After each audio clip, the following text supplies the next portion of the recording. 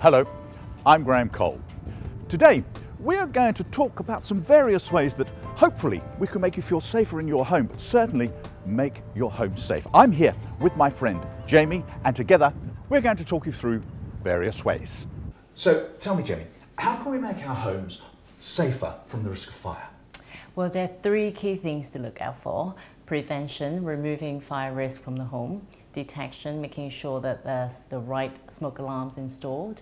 And then escape, finding a suitable way for evacuation. Right. Well, shall we have a look around this house, see if we can make it safer? Sure. Cigarettes. Now, we all know that that is a risk of fire, and we can't stop people from smoking, but of course some do smoke in bed. So what do you suggest? Well, it's a case of really taking care of the cigarettes and smoking material. So making sure that the ashtray is not overloaded and that they don't discard the cigarettes carelessly. And smokers have to make sure they stop out the cigarettes really carefully, and also wash the ashtray regularly. Try not to smoke under influence or when they're tired, and especially not smoking by the bedside, because that's where the most fire starts. Thank you. Well, this looks a bit of a mess, but is it a fire risk? Well, it's best to only have things that you're cooking with on the hob, and the issue is when people get distracted when the phone or the doorbell rings and they leave and left the hob unattended. Well, that takes care of the hob, but what about the oven? Well, it's best to stick a timer on, or set a reminder on the phone, and so you won't forget. It's a good idea, but really what you're suggesting is if you have to leave the room or the house for any reason, just make sure you turn them off. Oh, this is so romantic. Oh, Jamie, don't tell me that you're saying we should have candles in our home. Well, an LED candle would be safer, but of course people prefer the real thing. So the main thing is to not leave them on combustible surfaces. Right.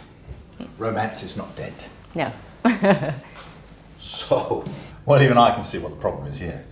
Yes, the main thing is not to overload the plug sockets. Switch off the things that you're not using. Never leave a heater unattended.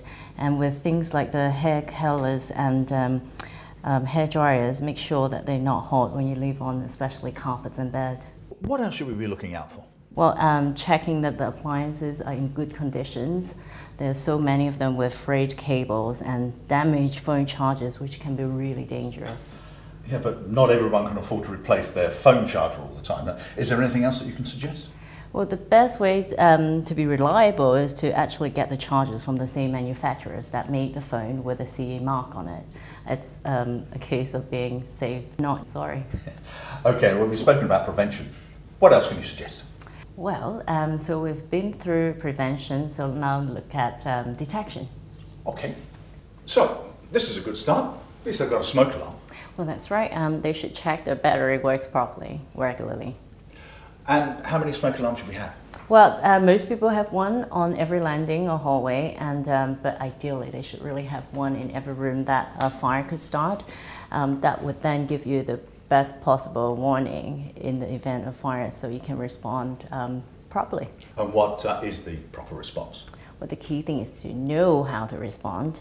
So plan and practice your escape route, making sure that evacuation route is clear and that the keys are nearby. So really the advice is know the way out of your home in the fastest way possible. Yes, well, if your home is affected with fire or smoke, then it's the best to just get out, stay out, and call the fire brigade. But if you do live in a purpose-built building blocks of flats, then if the fire is happening somewhere else, then it's actually best to stay put. And the building owner should be able to tell you the safest way to evacuate in the event of fire. Thank you, Jamie. So we've learnt prevention. Walk around your own home, find out where there might be a fire risk. And then detection. Make sure that you have a smoke alarm and that the battery is fit and running well. And also escape. Know the fastest, safest and clearest way out of your home in case of fire. And it is also worth mentioning that the fire brigade offers a free home fire safety visit. They will come to your home and try and make it safer. And in some cases, they even install smoke alarms for free. Oh, wow. How do people find out about this? Well, anyone can request a free home visit online or by phone, and they're particularly keen to speak to people who have concerns about the issues we've discussed. Thank you, Jamie. And of course, all the information is on your screen.